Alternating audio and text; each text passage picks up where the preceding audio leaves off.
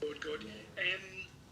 Just tell me a little bit about Devin off the field, maybe something we all know about his rugby exploits, but just maybe tell me something that tells us about him as the man away from the rugby field. Like he's just such a unique, isn't he? You know, we're just even next door talking around. You know, Irish people love coming up to tall people and going, "Oh my Lord, look at this height of you." Whereas, and I find it unbelievably annoying most of my life. But I've actually gone up to Devin the first time I saw him. I was like, "Oh my Lord, look at the size of you." Like he's just a different level. Like in terms of size, you know, like we've seen a lot. We've seen a number of pictures of him even as a kid growing up, and you know, like playing for North Kildare and with Castleknock in school and a bit of GA stuff as well. Some of the pictures, and like they're like you couldn't like make them up. Like how much of how he stands literally head and shoulders above the rest. In some cases, when he's kneeling on the ground, he's still taller than people standing up. So.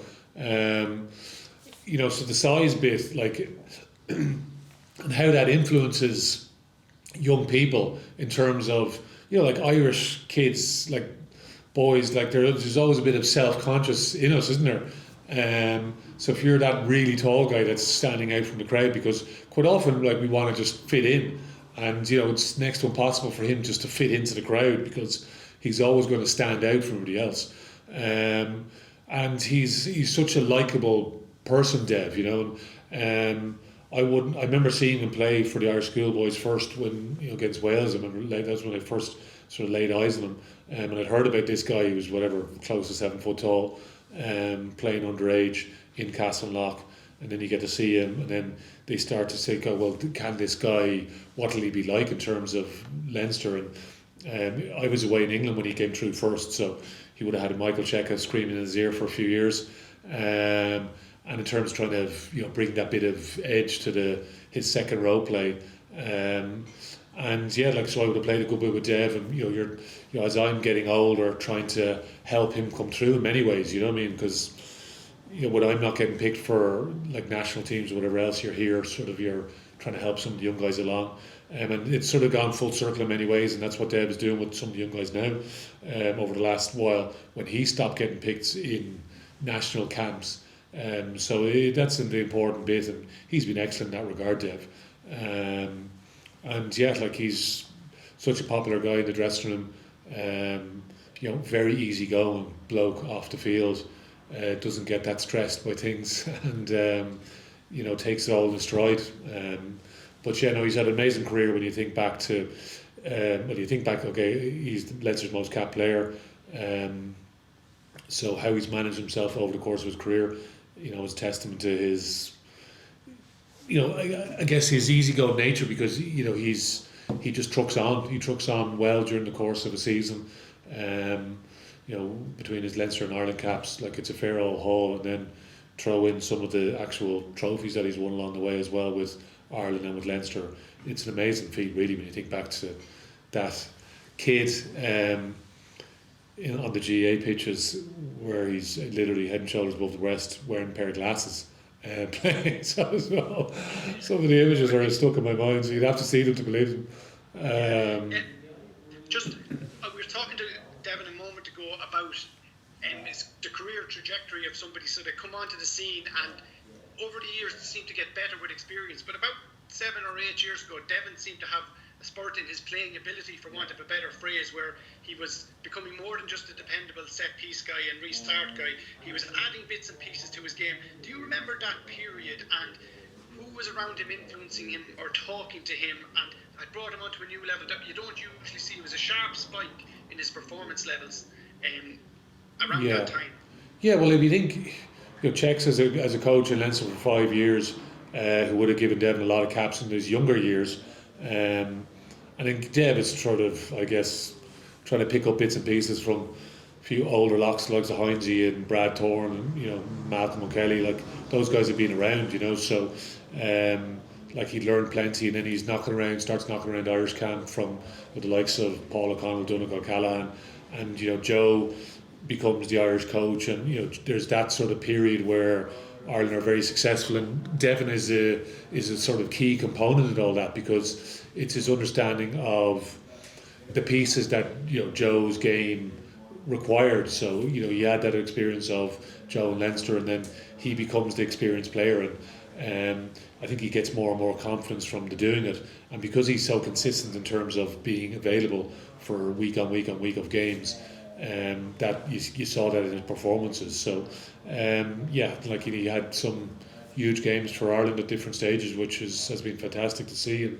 and delighted for him. And he's, as I said, he's had a lot of support off the field, family wise, and it means a huge amount to them, I know. And so it's a great story, great career, and we'll certainly miss Dev. But the big thing is for us is it's the passing on the baton, and I think he's been very good with some of the young locks that we have. I think we'll see a lot of those guys come through hopefully in the next couple of years as well. Very good. Just the last one from me. Can you just give me an update on James Ryan, and how is he? And I know that before the protocols would have meant that if he accumulated a certain amount of concussions, he would go to see a specialist. Did that count with subsequent head injuries? Yeah. So James he'll be seen by the people that he's seen before, James, and the bang is when Charlie Ewell shoots out the line, and that's obviously the type of tackle that World Rugby are trying to get rid of, and for obvious reasons, and it's still probably the biggest challenge we have in the game. So in terms of trying to change some of the player behaviours as the defender in particular, it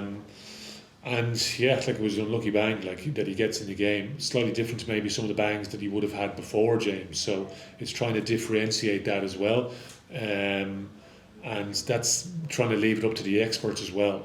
So there's a lot of data that we're trying to gather, even.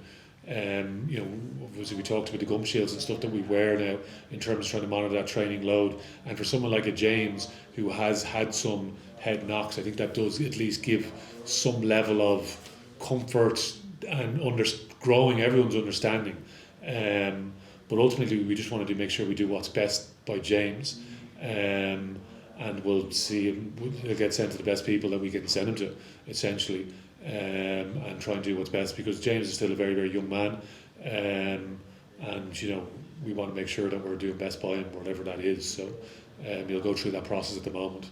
We're not going to rush the process. We're not trying to rush him back for any particular game. We'll just do what's best by him. Very good. Thanks, Leo. Best of luck. Thanks. Yeah. Leo, it's Don here. Would you say that you were spoiled by Devin's dependability in the line out? And certainly the fans enjoyed it. And how do you replace that consistency? It's very handy having a guy who's 7 foot tall when it comes to winning ball in the line out, for sure. But his work at restarts as well, restarts is such a big moment in a game as well. So if you think every time you score a try, you're back to the halfway line, that dependability of restarts, and this Dev is as good as anyone in the game. So very good aerially, and that's a different type of skill set, that aerial skill set, to be catching the ball above your head that's being kicked from a restart, basically. So he's great strength in that area. But he's also got some great subtle touches as well, and very good handling abilities. So he's been a very good link player for us at different stages as well. So it's not just line out. I think obviously that's the obvious bit, but there's lots of other subtleties to his game. So but it's the durability, I guess, and being able to be fit and available for so many big games. And think back to lots of the big games that Leinster played and the role that Dev has played in them. Particularly, as you point out rightly, line out, it's such a key moment in games that he has that dependability, that he's able to win good ball and good quality possession for the team. So that's why I will always slag Dev off over the years.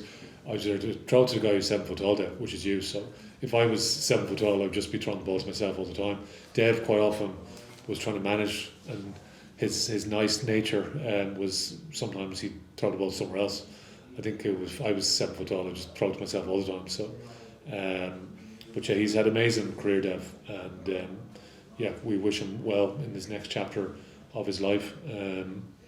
And as I said, the role that he's going to play, hopefully a big role for us now between now and the end of the season, because we hope we'll be involved in plenty of big games. You know, we've a huge game this weekend now against Connacht, so that's where our focus clearly is at the minute. You know, Connacht, you know, they've had some big scalps already at home this year.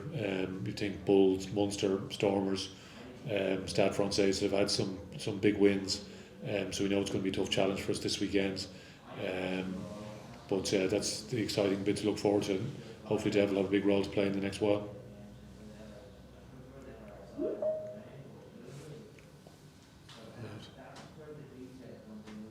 How you doing, Leo? It's William from Galway Bay FM here. I'll step in there.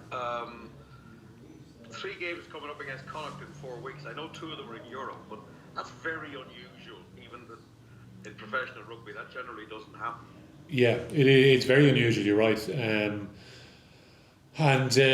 know, obviously the teams know each other pretty well anyway. So, you know, Connacht, a lot of players, ex-Leinster guys that are down there that would know us very, very well. And they're guys that are, you know, will be proud and looking to put in big performances against us. And we had a good ding-dong battle here in the RDS already. You know, Connacht beat us in the RDS last year as well. So it's going to be a good handful. Like I said, I think there'll be 3 great games hopefully.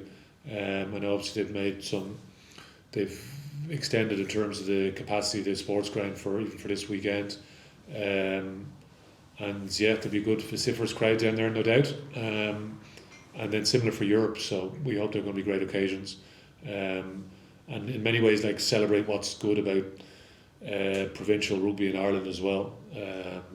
So yeah, no, it's going to be a good challenge for us, for our guys. So you know, we've suffered down in Galway in the past, so our guys have experienced a bit of pain down there in the past. So you know, we know it's going to be a really, really tough challenge for us.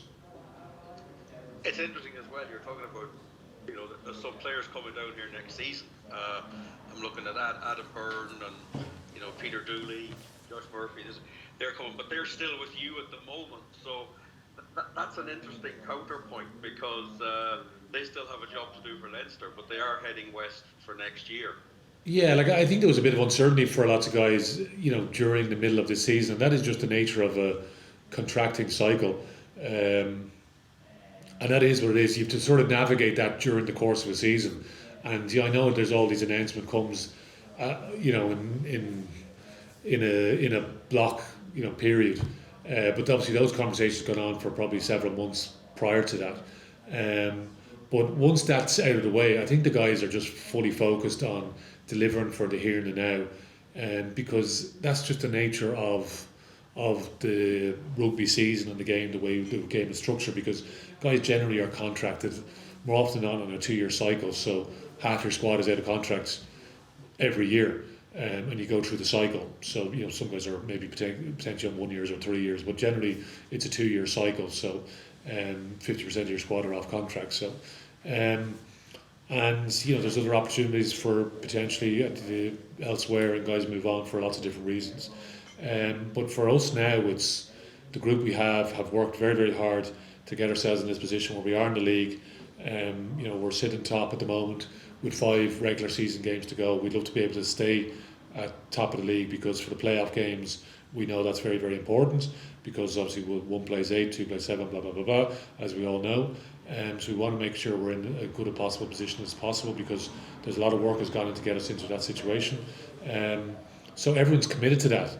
And then there's Europe, you know, because that's straight into knockout. I know it's last 16 knockout home and away, so it's not fatal if you lose the first game, but you know, you want to make sure you're getting points on the board as quick as possible in these games. But that's a very unusual dynamic. But if you remember, this time last year we were straight into a final against Munster after the Six Nations, which was again a slightly different dynamic. So some of those Six Nations guys will get managed slightly differently now. And we'll obviously deal with the challenges as they come along. But you know, the group have worked hard to get us in this situation. Some guys that are going to be moving on, whether that's the player that's retiring or moving to another club, I don't think it should matter, because I think they're all fully committed to the here and the now, which is trying to make some memories with the players that they've worked so hard with over the course of the last X amount of months.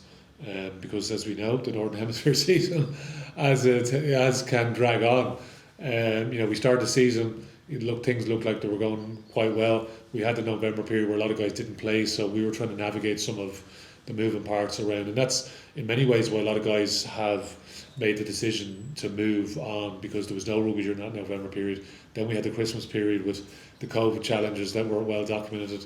Then we had more games rescheduled into the Six Nations, which is great for this group because they played a good chunk of games now.